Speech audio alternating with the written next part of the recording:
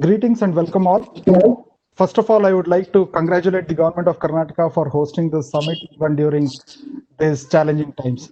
Even before we start the panel discussion, I would like to provide few introductory remarks and then we can start with the panel discussion. India has come a long way in its journey, especially in the recent years. India has time and again demonstrated as its will and grit to make its IP system world class. For example, it has amended its IP laws, for example, patent law, copyrights law, etc., multiple number of times. Further, it has also made huge positive changes in administering IP. For example, modernization of IP offices, e-filings, increase in number of examiners at the patent office, etc. All these are commendable efforts. However, we still have a long way to go. For example, we need to have a focused efforts, especially on, for example, Section 3K of our Patent Act, working statements, setting up of technology transfer fund, strengthening IPR bench in High Court of Karnataka, enhancing IP awareness through education at all levels, including judiciary, technology upgradation programs for examiners, etc. Today, we have a dream panel consisting of the most knowledgeable and famous IP personalities, IP and technology personalities in the world. And they will discuss on these topics. As such, the panelists need no introduction. I'll just mention their names and probably the designations they hold and hand it over to the panelists. So I had the privilege of introducing Professor Dr. Ramakrishna, who is the chair professor at National Law School. Welcome, sir. We have Mr. John Kabeka, IP attaché for South Asia at US Embassy, and he is based out of Delhi. Mr. John Kabeka, welcome to India and welcome to this panel. We have Mr. Eric Azule, who is a technology commercialization expert and a serial entrepreneur specializing in startups and international market strategies. He has managed incubation projects in 12 countries around the world. Welcome, Mr. Azule. And thank you. Good to be here. Thank you. And I would also like to welcome Mr. Kumar, who is an independent technology consultant. He's a computer systems engineer, engineering technologist, and he was an advanced technology development manager with strong business acumen. He has 28 years of experience, and most of it was in Intel. Mr. Kumar, welcome, and happy to have you here again. He also has 16 patents to his name. And last but not least, I would like to welcome Dr. Ravi Tumkur, who is a senior IP counsel at Philips. He has a total experience of 24 years, 6 years into technology and research, and 18 years in IP domain. That includes conducting IP awareness programs, inventor workshops, technology reviews, etc. He is also a member of, core committee member of in-house IP Professionals Forum, and he regularly contributes to the IP ecosystem in India. Welcome, Dr. Ravi. Thank you very much, Dr. Murthy. It is a pleasure being in this panel. Thank you. Let us first start with the technology. Right? What are the recent developments in the technology? And I would look to you, Mr. Kumar, for enlightening us on the technology developments that are happening in the country. And from there, we will start slowly moving towards, right? So, Mr. Kumar, you have 8 minutes. Kindly enlighten us on the technology developments that we are seeing around the world. That's actually that's a very large canvas to speak about. However, let me just say that, in India, the technology ecosystem has grown very, very significantly. Starting from a very services-oriented economy, we now have a huge number of startups, many, many multinational companies in India. And so there's actually, I would say there's a pretty robust technology development industry in India where even about 25 years ago, there really wasn't. So I think it's a big, big deal. Really what I want to talk about today is, I want to talk about the role of IP in this industry and its role in innovation. So, IP as opposed to innovation is really just a specialized know-how in a product. It's a measure of the knowledge intensity embedded in a product. And it's usually achieved, after many years of R&D investment. Innovation, on the other hand, could be many things. But ultimately, it is about commercializing something, either a service or a business innovation or a new way of doing something, and profitably taking it to market. That is monetizing a unique competence. There are many attributes to innovation, but I want to focus on the role of IP in innovation.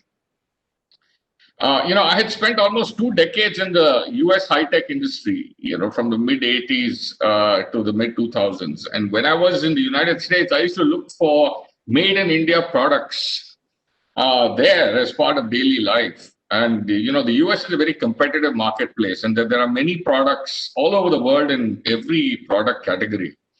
The only products from India that I recall seeing then were, one, manhole covers, cast iron manhole covers, and cotton or Madras shirts, as they were called. And one striking thing about these 2 products is that the knowledge intensity in them is actually very low.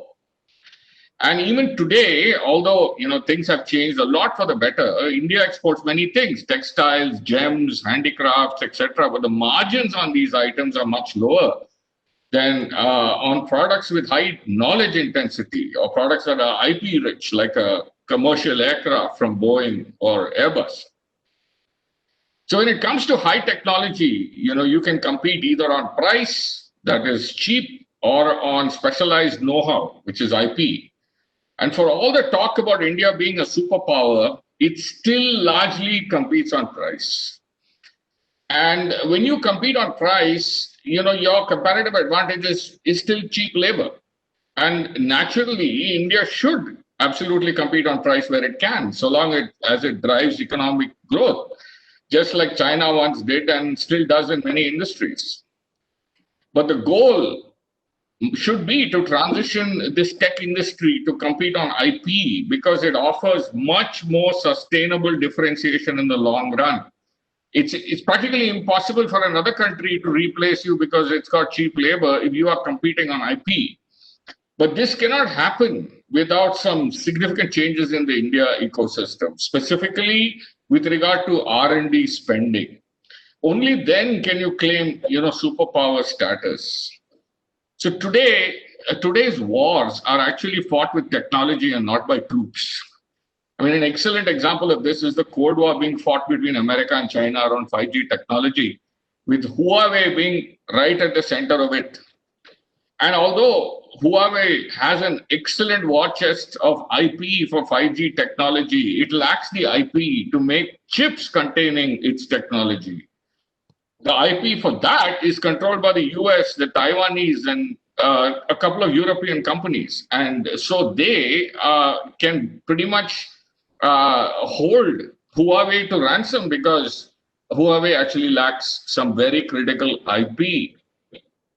India as a whole simply spends too little on R&D. We actually spend around 0.6 to 0.7% of GDP. And it is an extreme laggard in this respect, compared even to its BRIC peers. So just as a point of comparison, Japan, US, and China, they spend between 3.2%, 2.8%, 2.1% of much larger GDP. So, just to put it in perspective, there are 200 times more patents filed per capita in Japan than in India. So, so long as this is the case, you can forget about being a superpower or even a power. When you invest so little in R&D, you cannot achieve technological independence or autonomy. You'll always have to buy foreign technology for basic things, for communication chips, for data centers, chip design software, even weapon systems. You will actually be a colony of a foreign power without physical occupation actually taking place. This is why the focus of Make in India should not just be on manufacturing, but on generating specialized know-how in the form of intellectual property.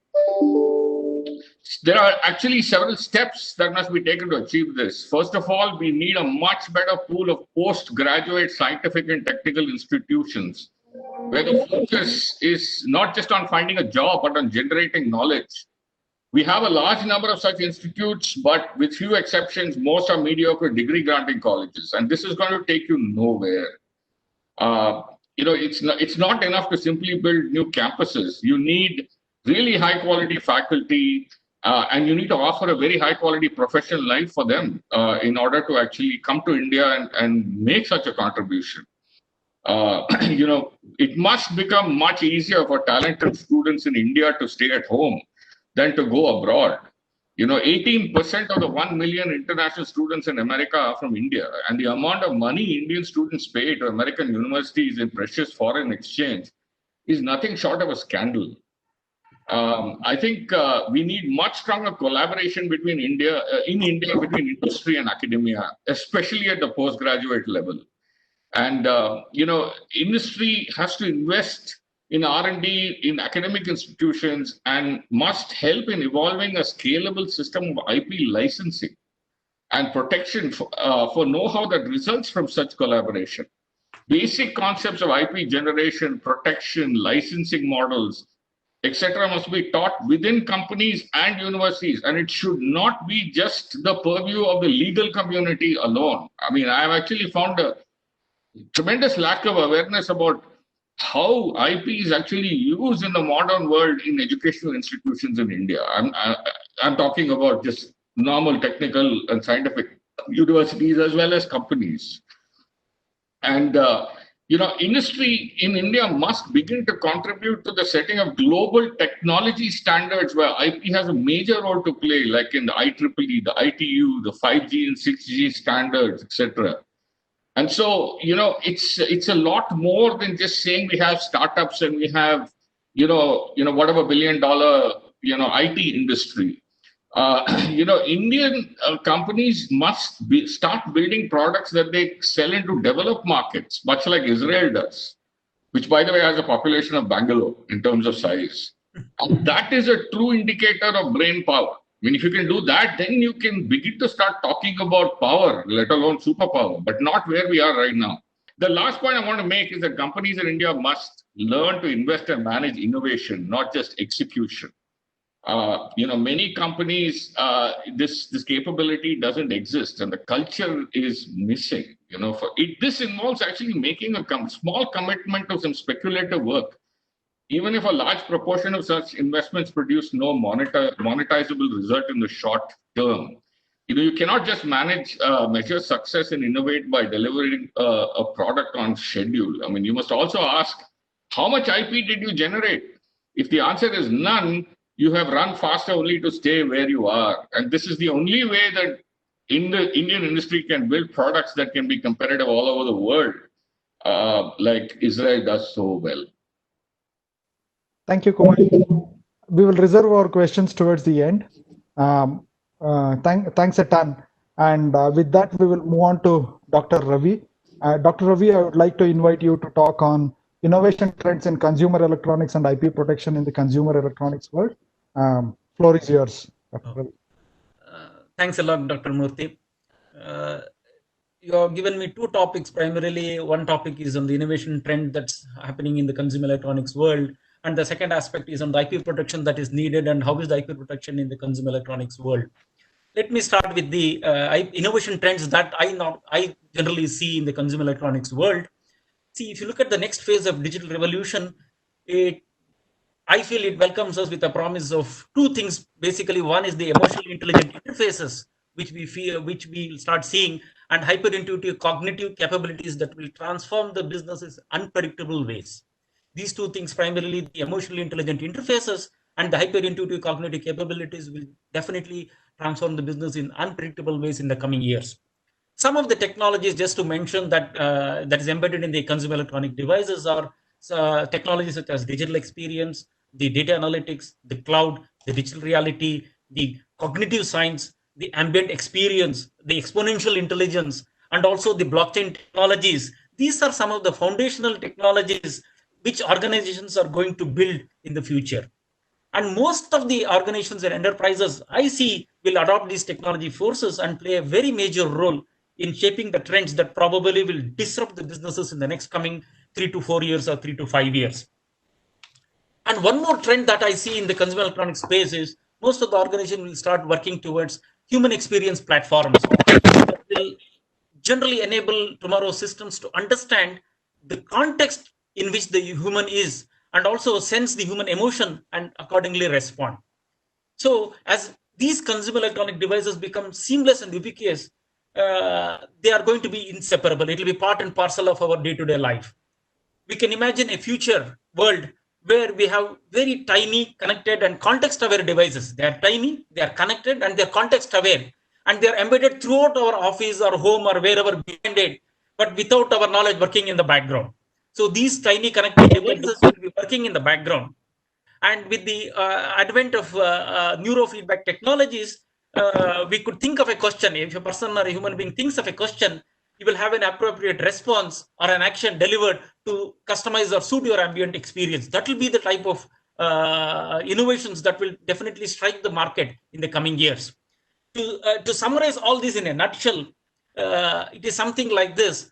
I'm sitting in this conference today, and if I just think that in about an hour's time I should be in airport boarding the flight, then at the background there could be a series of events, a cascade of background activities that could be triggered without my knowledge, such as trying to arrange for automated flight check-in, a virtual boarding pass for me to go through the biometric screening, or a self-driving car programmed to activate at the correct terminal as soon as I reach there, and to send a message notification to my home smart system indicating that I am out of house, and if I ordered online anything, the deliveries has to be halted for the period of my out of station stay during the duration of the trip.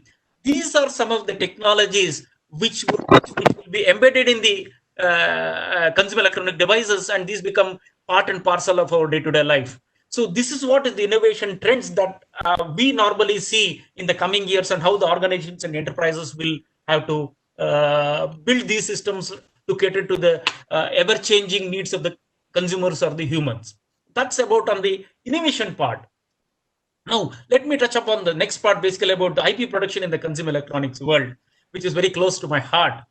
See, if you look at the IP regime, for having seen this IP regime for the past 2 decades in India, I think it is time to adapt the IP regime in India to meet to these changing technologies and business scenario. A couple of things strike to my mind. There are 4 important things which I would like to highlight. The first and the foremost thing is about the patent examination. The patent examination and grant process should be accelerated to promote organizations to register their IP and be able to bring innovations quickly to the market. Today, as you mentioned, Dr. Murthy, no doubt India has taken a lot of initiatives to set up e-filing process and then have bringing a lot of examiners on board. Even today, the innovation to market, what we call I2M, the time lag is too high. Today, if you file a patent application, it takes more than about 48 to 60 months to get a grant. I think in these technologies where the technology becomes obsolete in the next 3 to 5 years, having a time of 48 months or 60 months for the business to take a decision is quite cumbersome. So I think the patent examination process has to be accelerated. That is the first thing what I would definitely stress on. The second thing, good that you touched upon the requirement of working statements, which is really really mandates that year on year in the financial year, the applicant or the patentee has to disclose to the government the quantum of product that has been worked, whether the patented invention has been worked on a commercial scale in India. As per the new requirement, which was rolled out last month in the Patent Amendments Act 2020, the new requirement is to disclose the approximate value that the patentee has accrued in India related corresponding to the patent that is embedded in the product. I think it becomes very, very difficult, or it has got a lot of practical difficulties in assessing the value of a patent or a component sitting in a product. If you look at a product, normally it will not be the whole product that will be patented. It will be a component or a sub-component in it. For example, look at a product, there will be tens of patents embedded in it. And if you look at a component and try to assess what is the value that I can attribute for the patent that is sitting in this component, I think it becomes very, very subjective, and it is very difficult, and there is no direct method to arrive at value that has to be attributed based on the patent that is sitting in that product. Added to that, there could also be in real world commercial transactions, you also see subcontract manufacturing happening and so on. So when there is a subcontract manufacturing, when you outsource your manufacturing to a third party, how do you assess the value? Of course, one direct method people can say is, you got the quantum, you got 100,000 pieces sold, and each piece is X dollars, though you multiply it, but that doesn't work that way. The reason being that the product has a number of patents in it and a number of components, and all put together is what is the value that is generated out of the technologies, various technologies sitting in that product. So I think, in my personal view, I think the new amendment that focuses on the so-called value is in the wrong direction. It would have been sufficient if they had asked just for the quantum, because the objective is to see whether the patented invention is worked on a commercial scale in India. If you just ask for the statement, what is the quantum of product that has been sold in here, that would have been sufficient rather than asking for the value. I think that's one point what is on. 1 minute. I have last 2 points. One is about Section 3K, about software-related inventions, what you touched upon. There is a CRI guidelines, and there is inconsistency in the interpretation of CRI guidelines on a case-to-case basis. As we move towards digital platforms, most organizations would seek protection on digital technologies that are software-driven, and the CRI guidelines should be interpreted broadly, and the requirement of novel physical hardware should not be imposed. Any invention which has a technical contribution or has a technical effect and is not merely a computer program should be allowable. Of course, there are certain various physical limitations. If there is an improvement in the technical field and there is a real technical effect, that should be allowed. Last but the least, because Kumar touched upon the IP ecosystem and the technology ecosystem in India, I feel that in specific, this is good that Bangalore, Karnataka is hosting this event. In particular, with regard to Karnataka, I feel it is the need of the hour to set up a patent office in Bangalore. As Bangalore is the hub of innovation activities related to IT and related technologies and a home for a number of startups, I think it helps the organizations to seek patent production much faster and make R&D investments for product development and product releases. I think the government of India has to really seriously setting a patent office in Bangalore. So these are some of the perspectives what I wanted to share on the innovations in consumer electronics and also the IP protection within the consumer electronics domain. Dr. Ravi, thank you so much. With that, I would like to invite Mr. Kabeka to talk about best IP practices from around the world to make India better. Given your rich experience, whatever you shared here will be extremely helpful for India to move forward in this direction. Mr. Kabeka, floor is yours. Thank you very much, and it's a pleasure to join the panel today. You make it sound like I have all the answers, but I don't have all the answers, but I do have some suggestions. So, you know, obviously we operate today in a global economy and global marketplace. And while India and the U.S. have a very strong trade relationship, you know, those trade relationships, you know, transcend many countries. And while we have many IP systems around the world, all of which are guided by similar principles, you know, under the World Trade Organization, they all differ in how each country executes its IP system. And so kind of when I think about today's panel topic and the ease of doing business, these differences between offices, no matter how slight, can be very difficult for industries seeking to protect and enforce those rights around the world. And so a large part of what we do at the attaché, I'm here in New Delhi supporting South Asia, and we have attachés around the world. And a big part about what we do is working with the respective governments in our region to help in updating these laws. And while we'll never have a world IP system, at least probably not in my lifetime, there's a lot of things that we can do together to make it easier for industries to obtain, protect, and enforce their rights around the world.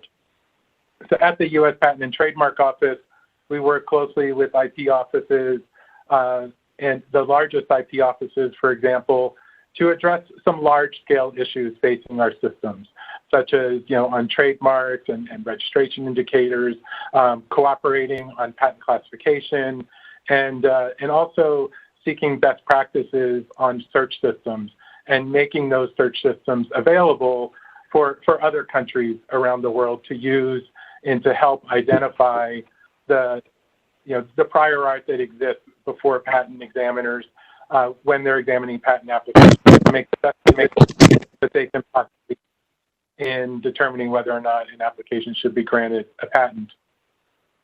In other offices, a lot of the work that we do is to is to support their efforts to update their systems and to make them more attractive to innovators and more attractive to investors.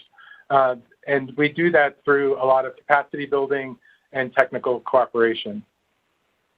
Mr. Murthy mentioned earlier that India is making great strides to improve its IP laws, and these are definitely steps in the right direction.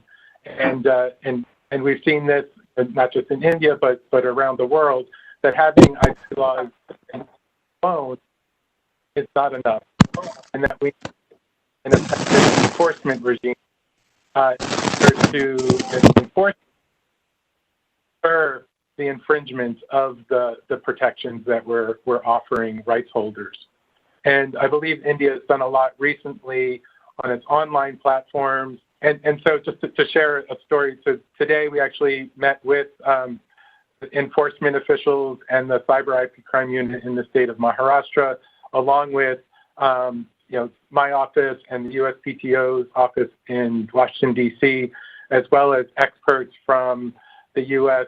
Department of Homeland Security in doing Homeland Security investigations, Custom Border Protection, as well as with the Department of Justice, to share best practices and how to spot fake goods coming in and out of the country, to talk about dark web investigations, which was the topic of today, and in a future topic to help share best practices on prosecution techniques when we're navigating the dark web, since so much activity now takes place in the dark web as it relates to piracy and online trade secret theft and other pirated activities, not to mention other things that take place in the dark web with respect to terrorist activity and human trafficking and things like that. But on the IP side, we're definitely there and working with the Indian government to help share our experiences in doing these types of online investigations and making enforcement as strong as it can possibly be.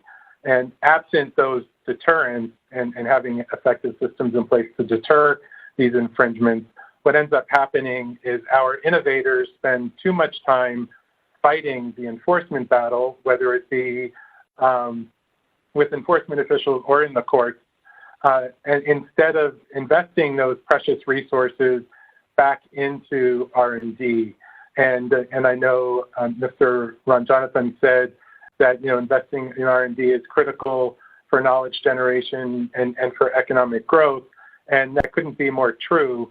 In the U.S., in our own study, we recognize that over 38% of our economy, of our gross domestic product, is attributed to IP-intensive industries, those industries that are taking a portion of their revenue and reinvesting it back into the economy, into research and development for future technologies, and to continue to advance not only technology, but also help spur economic growth in the country. So, that R&D, having a strong R&D presence is tremendously important, not just to build innovation capacity, but also to make investments more attractive, as well as to spur economic growth, as I mentioned before.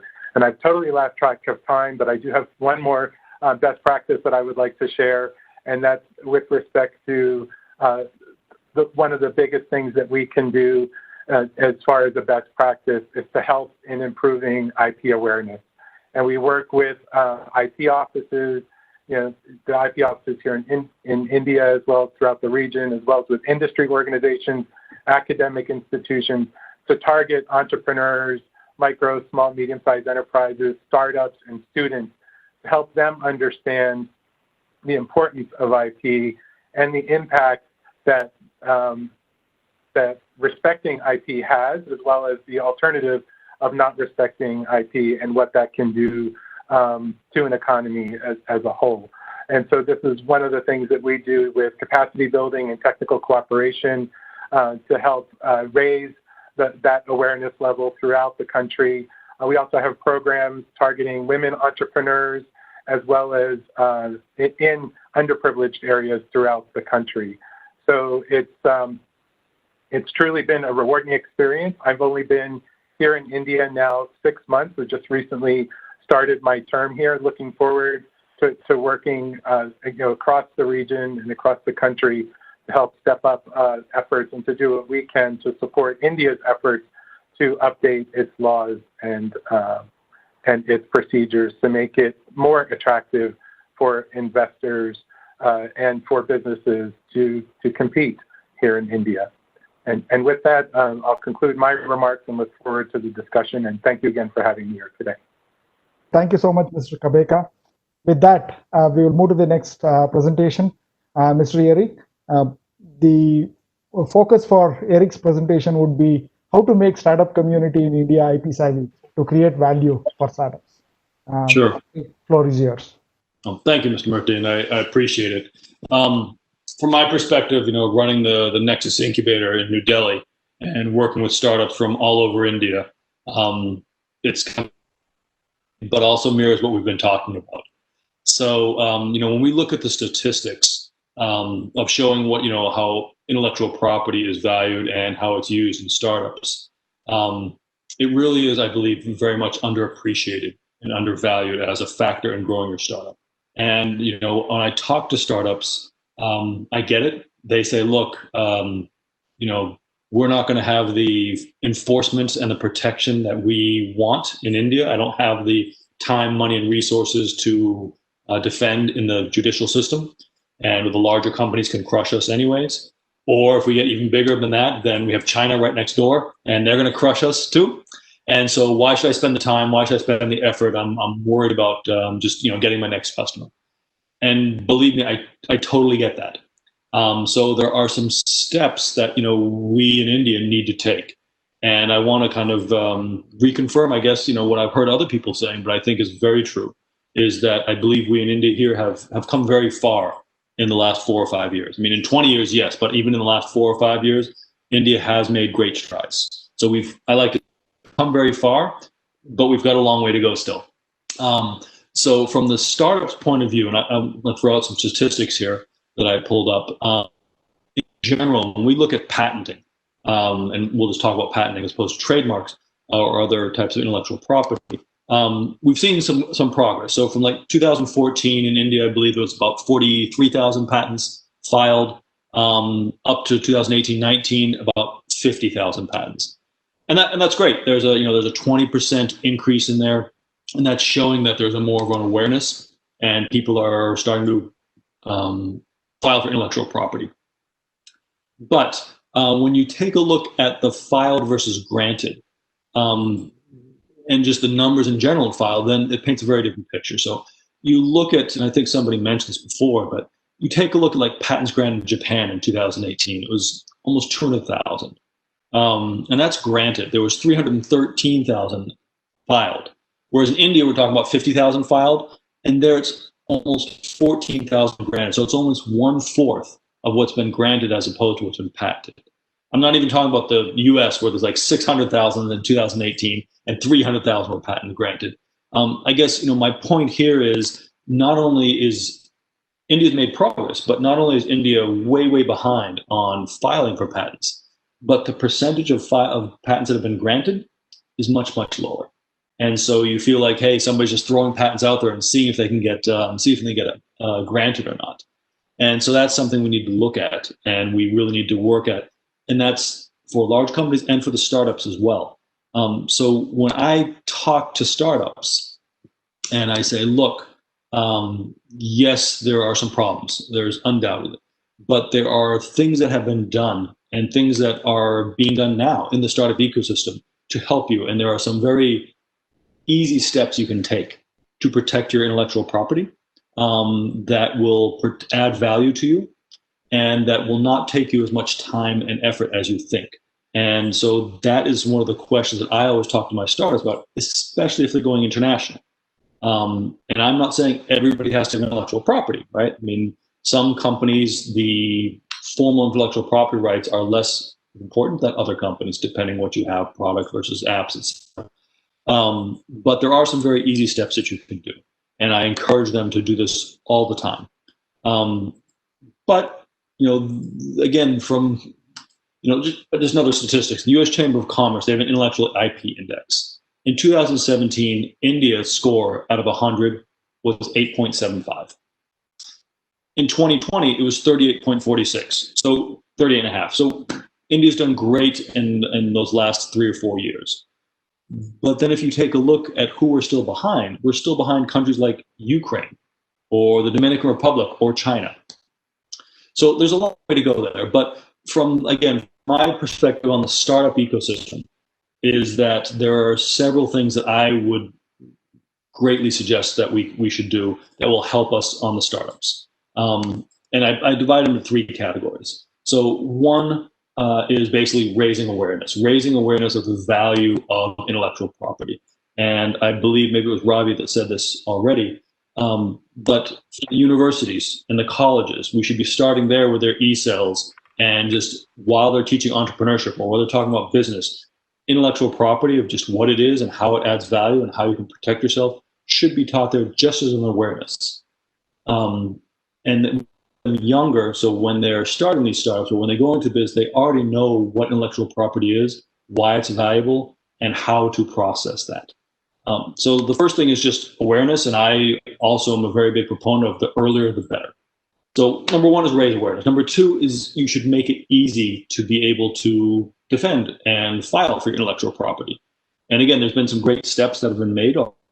For example, Startup India, right? Well, they give you, if you are registered with them as a startup, you get, I believe it's 80% off the filing fee with certain lawyers, intellectual property lawyers, to be able to file your patents. And that's great.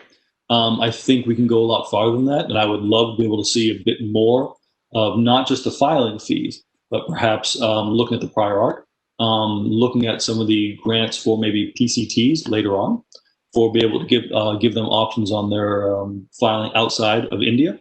And I think those grants on national filings, not just the filing fees, but the other fees that go along with those and PCTs, will make it that much easier and bring startups to be that much more understanding of why that will help them.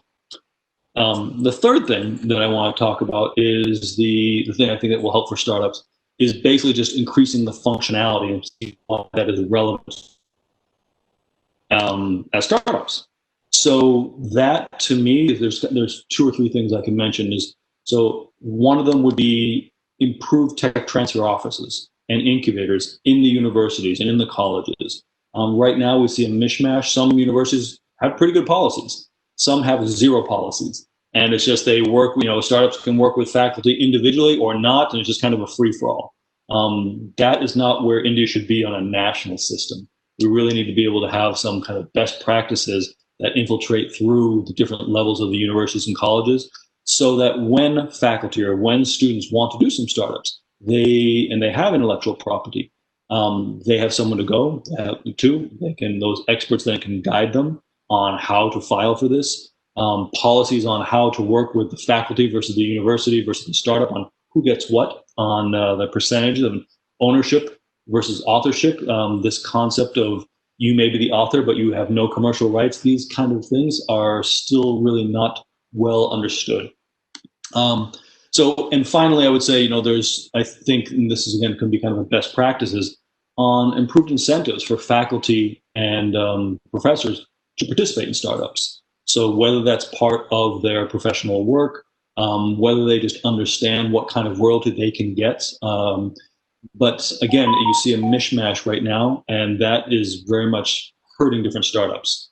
Some universities and some startups, they'll say, fine, we're willing to work with you, but they hear the magic word startup, and they're like, oh, I'm thinking I'm a millionaire, so yes, I will advise you, Mr. Startup, and you have to give me 25% royalty, regardless of where it fits in and what kind of value it adds. So they just don't know and understand how to value that intellectual property, how that will work in a startup.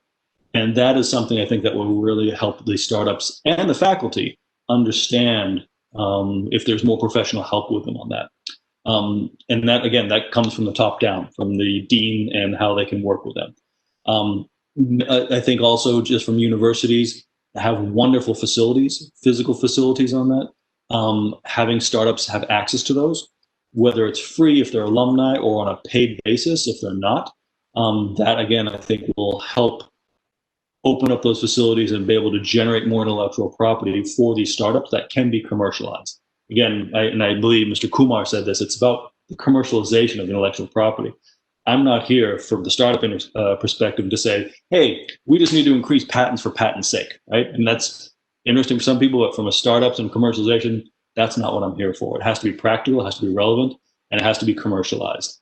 So all of those aspects, I would say, to me, are kind of clear steps we can take. So again, from raising the awareness, making it easy once they're aware to be able to start that process, and finally making it functional that they can see how this actually helps them to generate that intellectual property, then file the defense of that intellectual property and see how that's commercialized and adds value to their startups, if not in India, at the very least for licensing or working internationally, which we, of course, we hope these startups, as they grow, will go bigger and bigger, and not just in India, but regionally or transcontinentally. So those are kind of my quick thoughts on how we can help intellectual property work for startups in the Indian ecosystem. Yeah. Thank you, Mr. Azlai. I agree with everything that you said. And I also want to just make one small comment here. Yes, please.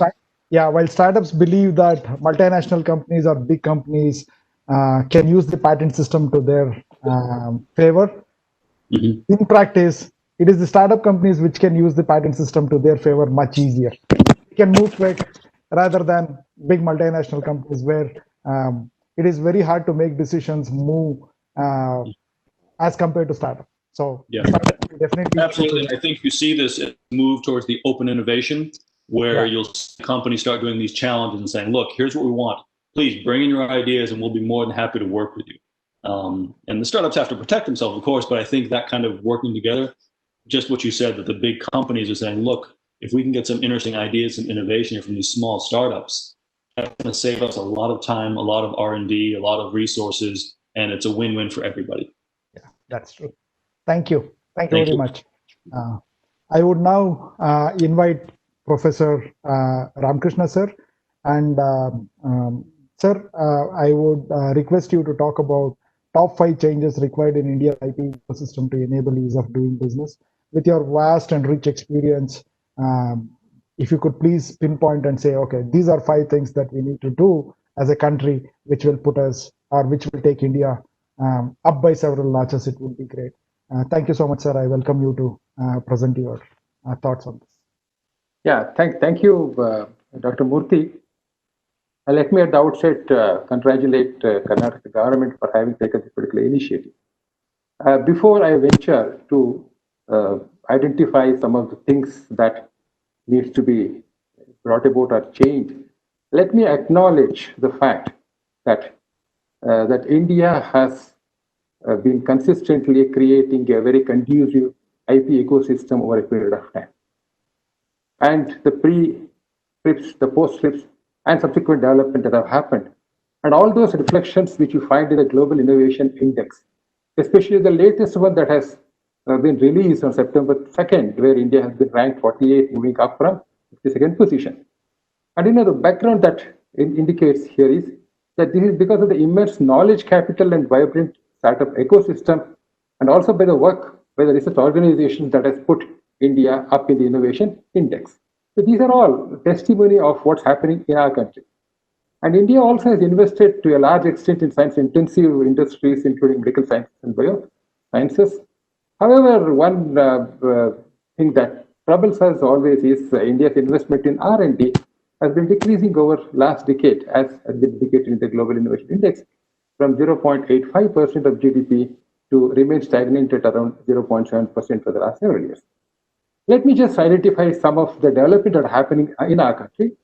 For example, the SEP litigations in India, the standard essential patent litigations in India that started off with the 2009 Philips Electronics initiative, where the patent on an SEP for a DVD video was there, and then how the royalty will have to be calculated. These are the issues that went before the court.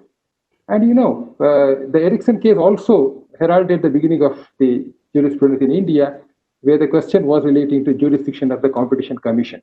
And the Delhi High Court upheld that the jurisdiction of the Competition Commission should be there in IP litigation, especially in ACP litigation.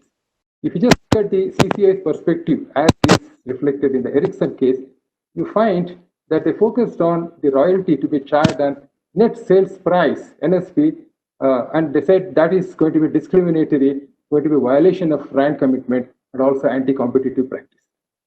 However, if you look at it from the Delhi High Court lens, the FRAND commitments, it says royalty calculation to be on the basis of NSP and not SSPPU. So the contradictory that you find. And what should be the thumb rule? And generally we say that FRAND basis of SSPPU, right, when we say that SEP is part of the product and not product itself. And you know the standard example of Xbox using Wi-Fi chip is the SSPPUI. And hence Xbox price should not be the basis. Do we have any difficulty? The question is, does it not underestimate the improvement contributed by SEP to the product? For example, LTE on mobile phone. However, it is also overcompensation for SEP holders. Now, looking at the consequences which are clouded in the nature of FRAND, it's still vague. And we do not have specific guidelines in SSO policies or legislation till today about the type of FRAND terms to be followed in India. Do we have some guidelines coming from the European Community communications? Where you find there's a suggestion which is given, present value added method, which is a midway SSP, since royalty base need not be the percentage of NSP, SSPPI. What is presented there is net present value calculation. It's not the present value calculation because it emphasizes on present value of potential future income that might be derived from SEP, keeping the future uncertainty. That is, basis is incremental value that SEP adds to the product. What is its worth if not for those SEPs in it? However, it also here. The deficiencies are, for example, like prediction of future is uncertain, right? However, you see technology companies have been adopting the market potential of a new product to take investment decisions. So that might help. However, what is important here is we have to list all possible methods and try to come out with an acceptable framework for the FRAND licensing in India. Next, if I can just move on to a different level of monetization and commercialization, the IP secured financing in India, right, is one of the big challenges. And we do not have a completely IP secured financing friendly environment, or there is no such what I should say mentality developed in the IP holders also. On the IP securitization portion, one thing that probably needs to be developed as a building block is a standard way of evaluating the value of a patent. That will become fundamental to IP securitization. Thank you very much, sir. With that, we will open the panel for Q&A. I have one question for each of the panelists, and if you could please comment very succinctly within 1 minute, if you can cover, it will be great. So we'll start with Mr. Kumar. What, according to you, are the top 2 things that India should do to increase its innovation capability? One thing that government should do, and one thing that the companies or the businesses should do. 1 sentence each. Well, I mean, I had already briefly touched upon that in my introductory remarks. I think the government must find ways to invest more money in R&D because it's such a foundational element. If you starve R&D, you really can't have any serious technological innovation in the country. I'm not saying the government needs to be the only funder of R&D, but it needs to create an environment where both the public sector and the private sector are incentivized a lot more than they currently are in investing in R&D. That's number one. Without that, there is no question of serious progress in this regard, in my opinion. And I think from the point of view of businesses specifically, I think there is a huge opportunity for businesses to invest in things like frugal innovation for the India market, much like Tata's and a couple of other companies had set a trend a couple of years ago. I haven't seen much of that lately, but I think that was definitely a huge step in the right direction in terms of using technology and innovation to serve this market, but as well as, to serve foreign markets. I mean, it's not enough to serve Indian markets, especially if you're a technology company, if you're a technology startup. There's no getting away from the fact that you're going to have to really sell to the world market, especially developed markets like in Europe, US, Japan, etc. And it's very, very important to invest in R&D, because if you don't, you're just not going to be able to build a long-lasting company. Thank you, Mr. Kumar. Dr. Ravi Tumkur, is there one thing that the Patent Office must do differently? And what would that be?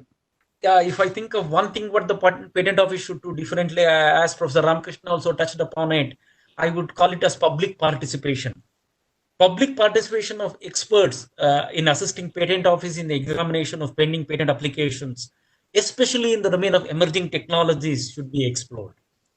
I feel this would create a win-win situation and improve the brand image of Patent Office on the one hand, and applicants definitely would get high-quality prior art, which allows them to appropriately scope their claims and obtain a much stronger patent protection. The idea of this public participation is we do have knowledgeable person, experts in the fields and emerging technology domains. This information could be useful to patent examiners if a proper public forum is created. This public forum may be allowed to submit prior art and reviews that are relevant to any patent application, and the patent examiners can consult this public forum. This would result in a more efficient and thorough examination of patents, and the patents granted would be of higher quality and which can be enforced on infringing parties with higher level of confidence. This is one thing which I definitely would urge. And the last sentence, which I just did not cover in my presentation, was on the need to explore comprehensive IP protection mechanisms such as hybrid integrated protection models, where one can seek protection of patent, design, and trademarks in one go. Not only the technology, the user interfaces and the design protection, and also the naming that goes to the product. There should be one mechanism where you go, and then so that for the business to take a decision, it will help. This is something which I would definitely urge the patent officers to take it, Dr. Murthy. Thank you so much, Dr. Ravi. On your comment on public participation, are you suggesting something like a PhD defense type system? Yeah, it is crowdsourcing. It is just like crowdsourcing, where you put up a patent application, and then who are experts in that particular domain would look at it and say and bring up prior art and say what is the state of the art. So that would enable the patent examiners to really come up with better quality examination reports, prior arts, and inventive step arguments. Point number one. Point number two, for the applicant, it helps them to scope their claims and take a decision whether definitely the narrow scope of claim would definitely help them in their product, or should they abandon their applications. Point number two. Point number three, there is a rich source of knowledge available within the Indian community, in the universities and the IITs. Why don't we make use of that rich community who are more than willing to help the patent office in their examination work? So this crowdsourcing, I think, can be tried out. Okay. Thank you, Dr. Ravi. Mr. Kabeka, what are the top two things that you would focus on in 2021 to make India the most preferred destination for FDIs? Thank you very much for the question. In the interest of time, I'll try to be brief, but I'll just share one of the efforts that we're actually currently underway. Actually started some of the programs this month, and it's a state-focused program. So there's obviously a lot of things when it comes to making India more attractive for foreign direct investment, but there's also a lot of things states can do as well. And so we've recently embarked on a state-by-state government roundtables series that we're doing in partnership with CII, the Confederation of Indian Industries. And a key strategy for doing these roundtables is to start a dialogue or continue a dialogue in many cases to demonstrate for the states how respecting intellectual property rights with strong enforcement policies as well as services and programs to support those policies will attract inventors, investors, manufacturers, and also stimulate peripheral economic activity. So we're really pleased with that program and looking forward to continuing that through the upcoming year. The other thing, though, I think, which is overarching, and I believe that not only the central government can focus on, but also the states can play a role here, a very important role here, and that's with respect to having overarching trade secret protection for trade secret legislation, or looking at the way that India currently protects its trade secrets. It is important in the coming year and for the future, especially as so much more, as data becomes more and more important, and how businesses rely on that data, and how that reliance translates to their competitive edge, which is something that they oftentimes would like to keep secret. But obviously, whether it's business arrangements, whether it's specific innovative features of an invention, or even through regulatory procedures for medicines and things like that, the access to this information and ensuring that information is kept secret is something, if strengthened, will definitely draw more investments into India, in my view. Thank you very much, Mr. Kabeka. Mr. Azoulay, what is your suggestion for startups to move up from app-based innovation to a deeper technology innovation in India? We always talk about the startups about, there's trends in innovation, there's trends in startups. Not to pay attention. We tell them not to pay attention to this. Focus on what the market wants you to do, and market what the customers want you to do. And we do see a lot of Me Too technologies, see a lot of startups doing the apps, and really not innovating something new, but just putting on a mobile phone, which we don't really think is the right way to go. So again, to encourage this and to encourage India in general to move to more of a intellectual property, we look at things that are actually more product-based, and our the government can do on that is one, kind of for the private industries, perhaps provide some tax incentives for doing more open innovation and working with startups to license technologies and license IP from those startups. From the public side, meaning public organizations or universities that have these facilities, that have these laboratories, have these rapid prototyping areas where it's, by its own definition, is a bit more product-based.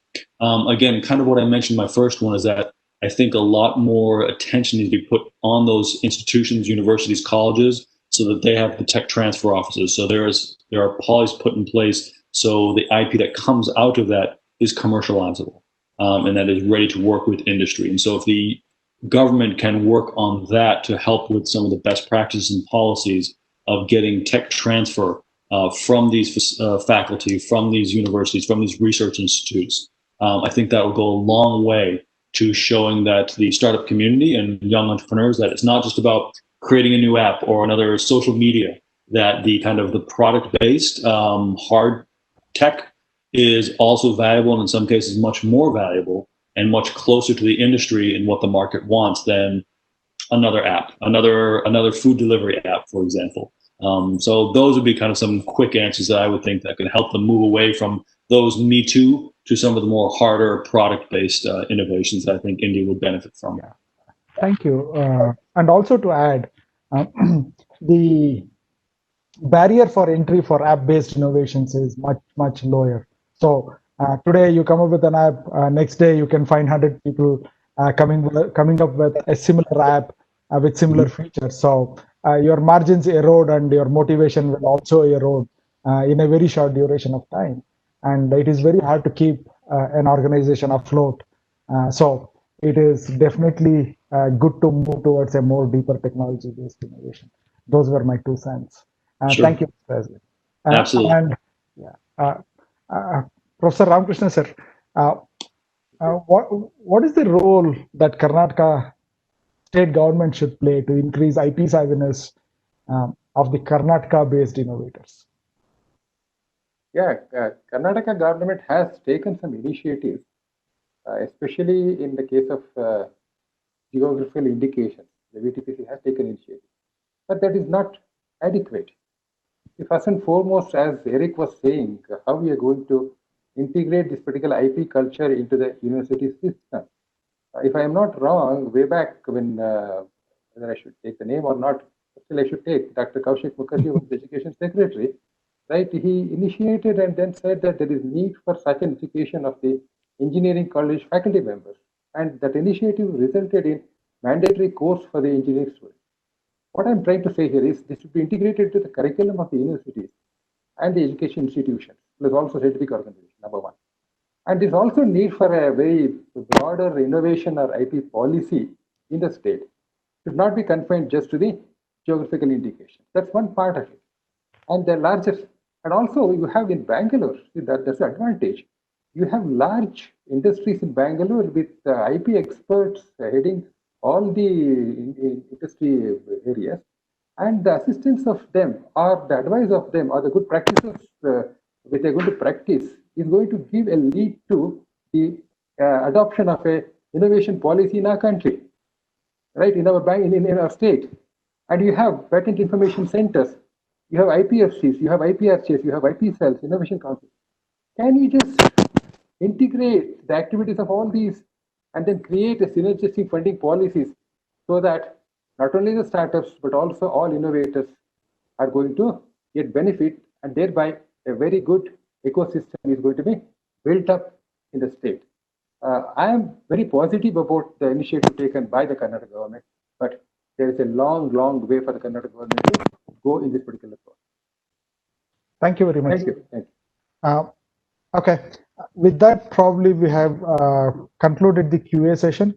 If there is any open comment that anybody wants to make from the panel, this is the time.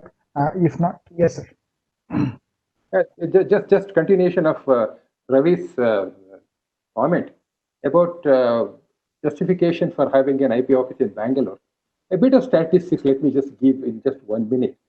There are a number of IP generating industries and institutions, as have been pointed out by every one of you. And even if you look at the filing of patent application for the last 10 years, I was just going through that. Way back in 2008, 2009, 2010, Karnataka stands fourth, right, in number of filing of the patent applications, next to Maharashtra, New Delhi, and Tamil Nadu. And even when you come to the latest from 2018-19, again, Karnataka stands fourth next to Maharashtra, Tamil Nadu, and Delhi. What is the contribution by Maharashtra state? It's 24%.